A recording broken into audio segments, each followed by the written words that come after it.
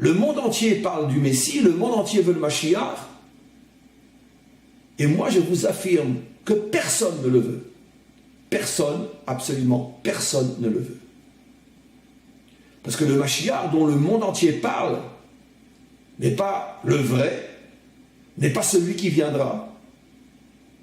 Parce que le vrai, celui qui viendra, va tellement déstabiliser, bouleverser, révolutionner, déranger l'humanité tout entière, que dans un premier temps, lorsqu'il se révélera, personne, absolument personne n'en voudra. Il sera l'ennemi public numéro 1. Tout le monde, absolument tout le monde, voudra le descendre. Comme jamais personne dans toute l'histoire du monde. Le seul véritable ennemi du monde tel qu'il est aujourd'hui et tel qu'il a toujours été jusqu'à la délivrance finale est le Mashiach lui-même. Parce que ce sera le premier vrai grand déstabilisateur, le premier vrai grand révolutionnaire qui fera la première vraie grande révolution. Il va tout ficher en l'air. Toutes les normes, tous les acquis, toutes les règles, tout ce qui est bien enraciné dans les mentalités, dans les consciences, dans les croyances, il va tout faire tomber. Il ne restera rien. Tout va s'écrouler. Et le monde n'est pas prêt à accepter de s'écrouler. C'est impossible. Vous me direz, mais alors comment se fait-il que tout le monde parle du Messie? Pourquoi tout le monde le veut? Ou presque. Chaque religion, à sa manière, a une dimension messianique, même si au départ c'est le judaïsme qui a été la source et le premier révélateur de cette dimension, mais après elle a été reprise par tout le monde. La réponse est très simple. Personne ne veut du Messie. Chacun en vérité ce qu'il veut, c'est la confirmation de ce qu'il est.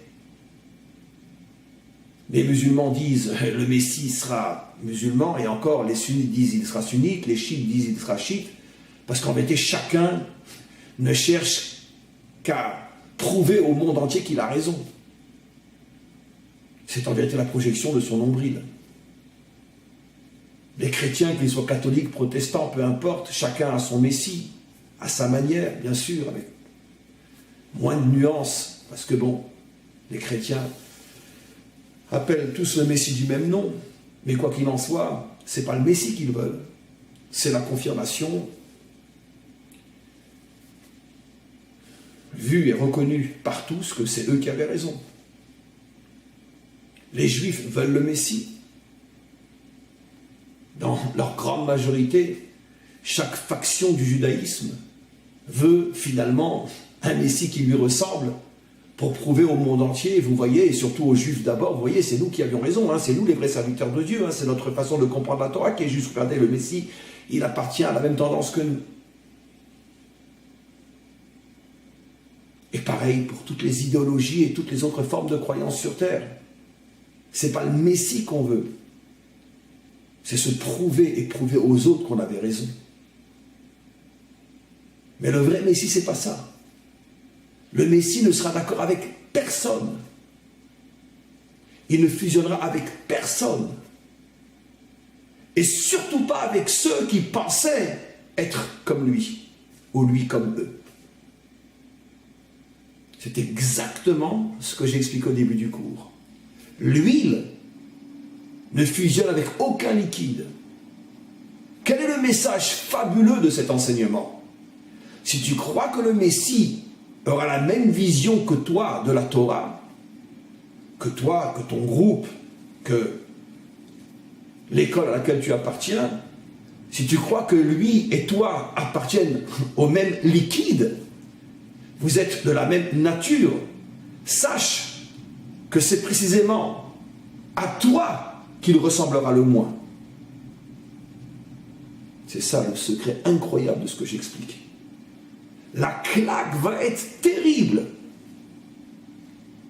On va vraiment voir les étoiles.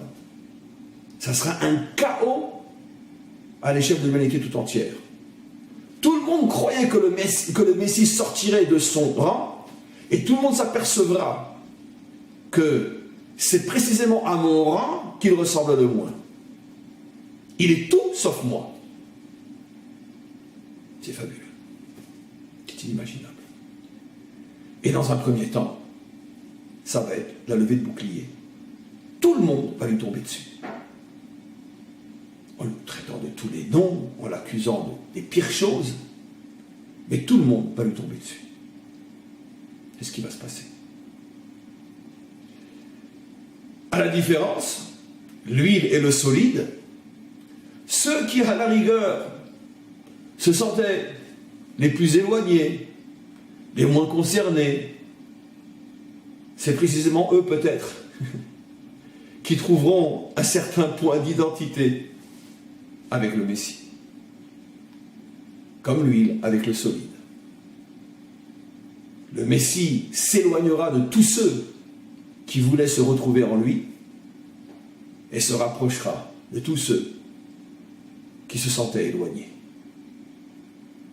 Il viendra pour rapprocher les éloignés et pour éloigner les rapprocher. Tous ceux qui pensaient avoir le Messie dans la poche se retrouveront sans rien, dans un premier temps bien sûr, parce qu'après il fera le tikkun, la réparation de l'humanité tout entière. Mais dans un premier temps, ceux qui pensaient avoir le Messie dans leur poche vont se retrouver avec rien dans la poche. Et ceux qui n'avaient aucune prétention d'avoir le Messie dans leur poche se rendront compte que finalement ils ont beaucoup de points communs avec lui.